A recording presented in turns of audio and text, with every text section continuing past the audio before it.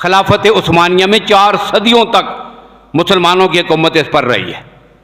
और जब खलीफा अब्दुल हमीद सानी का दौरे खिलाफत था खिलाफत उस्मानिया में, उसे यूरोपियों ने पेशकश की थी कि आप यहूदियों को यहां पर आकर आबाद होने की इजाज़त दे दें। हिजरत करके मुख्तलिफ इलाकों से जो यहूदी आना चाहते हैं आप उन्हें आने दें।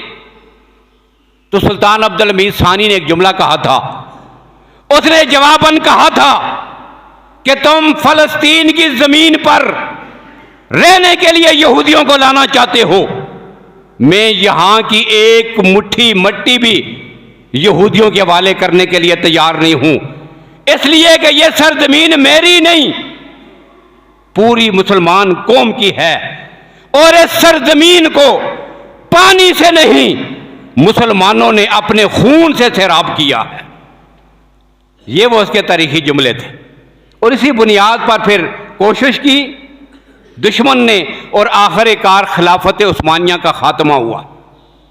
आखिरी बात कहता हूं, उन्वान बड़ा वसी है लेकिन वक्त खत्म हो गया है। आखिरी बात, पाकिस्तान का क्या किरदार रहा इस जमीन के साथ? ये जो रियासत बनी है इसराइल की, 14 अगस्त 1947 को पाकिस्तान कायम हुआ और इसके 1 महीना भी नहीं गुजरा था, नहीं 1 साल भी। 14 मई 1948 को ये रियासत इसराइल वाली कायम हुई। यहूदियों को अलग एक मुल्क बना के दे दिया गया मुसलमानों के मुकाबले में। अब जब यह रियासत कायम हुई, कायदे आजम ने इस पर तबसरा किया था।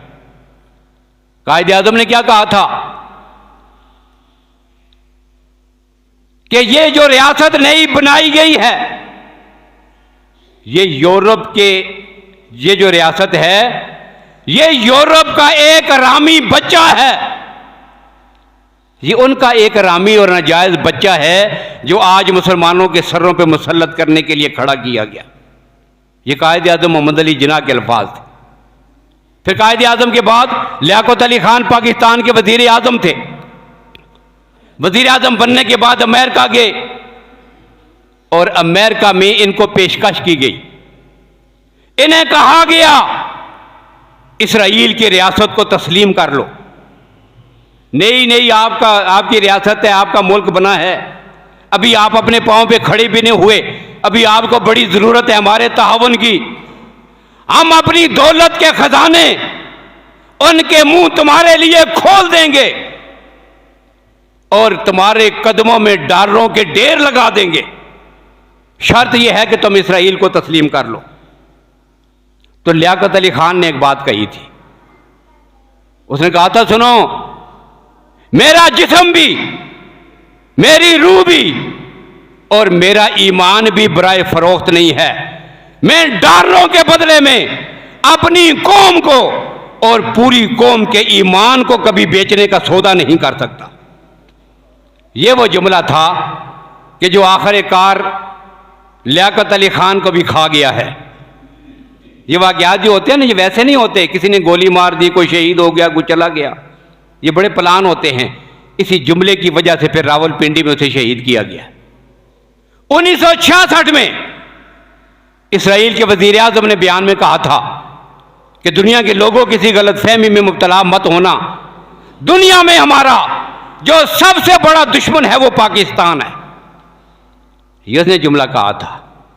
और फिर 1973 में पाकिस्तान की हुकूमत ने अपने फिलिस्तीनी भाइयों की मदद के लिए यहां से तैयारे भेजे थे।